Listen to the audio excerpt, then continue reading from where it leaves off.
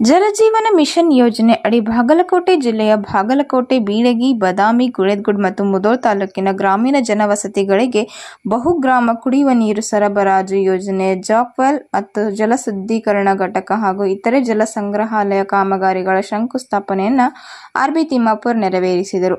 ಇದೇ ಸಂದರ್ಭದಲ್ಲಿ ಉದ್ದೇಶಿಸಿ ಕೂಡ ಮಾತನಾಡಿದರು. ನನಗೆ ಮಗ ಹುಟ್ಟಿದರೆ ಧರ್ಮಸ್ಥಳಕ್ಕೆ ಬರುತ್ತೇನೆಂದು ತಾಯಿ ದೇವರ ಹತ್ತಿರ ಕೇಳುತ್ತಾಳೆ. ಹಣ ಇರಲಾರದೆ ಕೊರಗಿ ಬಳಲುವ ತಾಯಿ ಕೂಗು ನಿನಗೆ ಏನಾದರೂ ಗೊತ್ತಾ ಎಂದು ಮಾತನಾಡಿದರು. ನಾವು ಇಂದಿನ ರಾಜಕಾರಣದ ಮಾತುಗಳನ್ನು ಬಿಟ್ಟು ಒಮ್ಮೆ ಬಡವರ ಕಷ್ಟ ನೋವುಗಳನ್ನು ತಿಳಿದುಕೊಂಡರೆ ನಾವು ಉತ್ತಮರಾಗುತ್ತೇವೆ. ನೀವು ಗಟ್ಟಿಯಾಗಿ ಹೇಳಿ ಈ ಗ್ಯಾರಂಟಿಗಳು ಕೊಡುವುದು ತಪ್ಪು ಸರಿ ಎಂಬ ಮಾತನ್ನು ಹೇಳಿದರು. ನಾನು ಎಂದಿಗೂ ಗ್ಯಾರಂಟಿ ಯೋಜನೆಗಳ ಜೊತೆಗೆ ಎಂದಿಗೂ ಇರುತ್ತೇನೆ ಎಂದು ಹೇಳಿದರು. ನೀವೆಲ್ಲರೂ ಸಹ ಇನ್ನೊಬ್ಬರಿಗೆ ಮಾದರಿಯಾಗುವ ಮೂಲಕ ಅಭಿವೃದ್ಧಿಯನ್ನು ಹೊಂದಬೇಕಾಗಿದೆ ಎಂದು ಮಾತನಾಡಿದರು. ಈ ಶಂಕುಸ್ಥಾಪನೆ ಅಧ್ಯಕ್ಷತೆಯನ್ನು ವಹಿಸಿ ಬೀಳಗಿ ಮತಕ್ಷೇತ್ರದ ಶಾಸಕ ಜೆ.ಟಿ. ಪಾಟೀಲ್ ಉದ್ದೇಶಿಸಿ ಮಾತನಾಡಿದರು. ನಮಗೆಲ್ಲರಿಗೂ ಮೊದಲು ಸಮಯ ಪ್ರಜ್ಞೆ ಬಹಳ ಮುಖ್ಯವಾದ ವಿಷಯವಾಗಿದೆ. ಅಭಿವೃದ್ಧಿಗಳ ವ್ಯವಸ್ಥೆಯ ಬಗ್ಗೆ ಹೆಚ್ಚಾಗಿ ಜಲಜೀವನ ಮಿಷನ್ ಕುರಿತು ಮಾತನಾಡಿದರು. ಏಕೆಂದರೆ ನೀರು ನಮ್ಮ ಜೀವನದ ಅತ್ಯಮೂಲ್ಯವಾದದ್ದು ಎಂದು ಹೇಳಿದರು. ಯಾವುದೇ ಅಧಿಕಾರಿಗಳು ಯಾವುದೇ ರೀತಿಯಾದಂತಹ ಕಳಪೆ, ಮೋಸ, ಸಂಚನ್ನು ಹೂಡಬಾರದು. ತಪ್ಪಿದ್ದಲ್ಲಿ ಅವರೊಂದಿಗೆ ಕ್ರಮವನ್ನು ತೆಗೆದುಕೊಳ್ಳಲಾಗುತ್ತದೆ ಎಂದು ಮಾತನಾಡಿದರು. ಇದೇ ಸಂದರ್ಭದಲ್ಲಿ ಜಿಲ್ಲಾಧಿಕಾರಿ ಜಾನಕಿ ಕೆ.ಎಂ, ಪೊಲೀಸ್ ವರಿಷ್ಠಾಧಿಕಾರಿ ಅಮರನಾಥ್ ರೆಡ್ಡಿ, ತಹಶೀಲ್ದಾರ್ ವಿನೋದ್ ಹತ್ತಳ್ಳಿ, ಅಭಯ್ ಕುಮಾರ್ ಮೊರಬ್, ಎಸ್.ಎಸ್. ತೆಕ್ಕನ್ನವರ್, ಪಟ್ಟಣ ಪಂಚಾಯಿತಿ ಅಧ್ಯಕ್ಷ ಮುತ್ತು ಬೋರ್ಜಿ, ಬ್ಲಾಕ್ ಕಾಂಗ್ರೆಸ್ ಅಧ್ಯಕ್ಷ ಹನುಮಂತ್ ಕಾಕಂಡಿಕೆ, ಅನ್ವೀರಯ್ಯ ಪ್ಯಾಟಿಮಠ್, ಆರ್.ಎಸ್. ಬಂಡಿ, ರವಿ ಕಿರಣ್ ಡಂಬಾಳ್, ಹಲವಾರು ಗಣ್ಯರು ಉಪಸ್ಥಿತರಿದ್ದರು.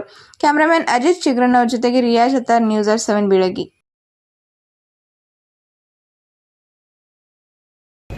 ಮುಕ್ತಾಯ ಮಾಡಿದರೆ ಅದಕ್ಕೆ ಇಡೀ ಜಿಲ್ಲೆಯ ಜನರ ಪರವಾಗಿ ನಿಮಗೆ ಮತ್ತೊಮ್ಮೆ ಧನ್ಯವಾದಗಳು ಹೇಳಲಿಕ್ಕೆ ಇಚ್ಛೆ ಮಾಡ್ತೀನಿ. ಇನ್ನೊಂದು ಮಾತು ಹೇಳಿದ್ರು, ಸಮಯ ಪ್ರಜ್ಞೆ ಅನ್ನುವಂಥದ್ದು ದೊಡ್ಡದು. ನಾನು ಇನ್ನು ಸಮಯಕ್ಕೆ ಸರಿಯಾಗಿ ಅಟ್ಲೀಸ್ಟ್ ಬೀಳಗಿ ಕ್ಷೇತ್ರದೊಳಗೆ ಬರ್ತೀನಿ ಅನ್ನುವಂಥ ಮಾತು ಕೊಟ್ಟಿದ್ದೆ. ಅದಕ್ಕೆ ಎರಡನೇ ಧನ್ಯವಾದಗಳು. ಇನ್ನು ಮೂರನೇದು, ನನಗಂತೂ ಅವ್ರ ಜಿಲ್ಲಾ ಉಸ್ತುವಾರಿ ಸಚಿವರು ಅನಿಸಿಲ್ಲ, ನಾನು MLA ಅನಿಸಿಲ್ಲ. ಭಾಳ ಇಬ್ಬರು ಅನ್ಯೋನ್ಯದಿಂದ ಹೊಂದಾಣಿಕೆ ಮಾಡಿಕೊಂಡು ಕೆಲಸ ಮಾಡಲಿಕ್ಕೆ ಆ ಸರ್ಕಾರ ಕೊಟ್ಟಿದ್ದಕ್ಕೆ ಮೂರನೇ ಧನ್ಯವಾದಗಳು. ಇನ್ನು ಇಲ್ಲಿ ಹೆಚ್ಚಿನ ಸಂಖ್ಯೆಯೊಳಗೆ ಗ್ರಾಮ ಪಂಚಾಯತಿ ಅವ್ರು ಬಂದಿದ್ದೀರಿ. ನಿಮ್ಮ ವ್ಯವಸ್ಥೆಯಲ್ಲಿ ಕ್ಷೇತ್ರ ನಿಮ್ಗೆ ಸಾಂದ್ ಇರ್ಬೋದು. ಪಂಚಾಯತಿ ಅಂದ್ರೆ ಒಂದು ಊರು ಇರ್ಬೋದು, 2 ಊರು ಇರ್ಬೋದು, 4 ಊರು ಇರ್ಬೋದು. ನಿಮ್ಮಷ್ಟು ಶಕ್ತಿವಂತರ ಇನ್ನೊಬ್ರು ಯಾರೂ ಇಲ್ಲ. ನಿಮ್ಮ ತೂಕ ಮಾಪನ ನಿಮಗೆ ಹತ್ತೊಂದು.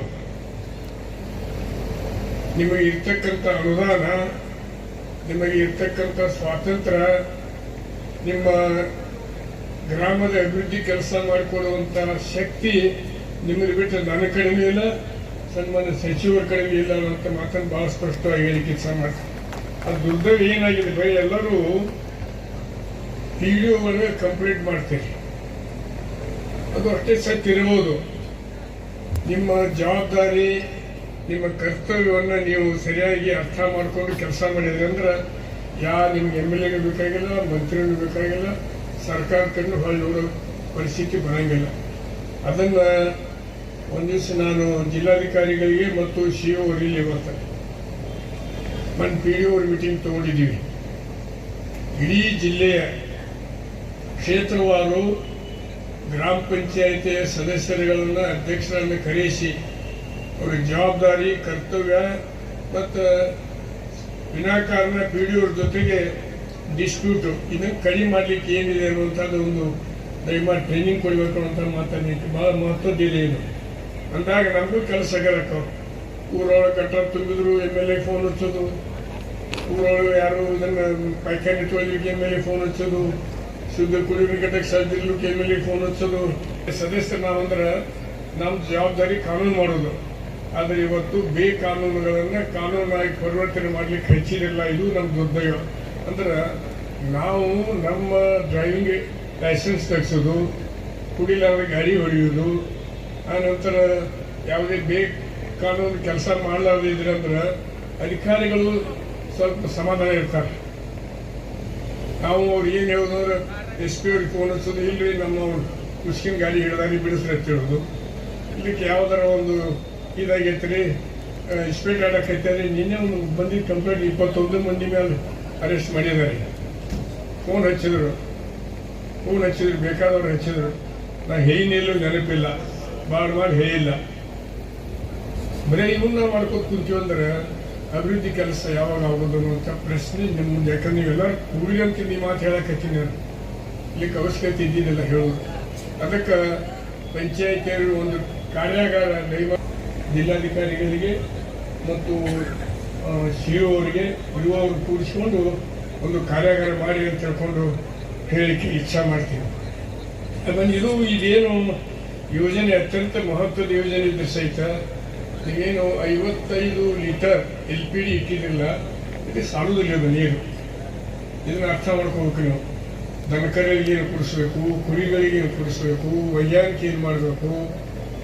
ಬರೀ ನೀವು ಕುಡಿ ನೀರು ಜಳಕ ಅಷ್ಟೇ ಎಲ್ಲ ಇಟ್ಟಿರಿ. ಒಬ್ಬ ಮನುಷ್ಯಾಗ ಜಳಕ ಮಾಡೋಕೆ 15 ಲೀಟರ್ ಬೇಕು.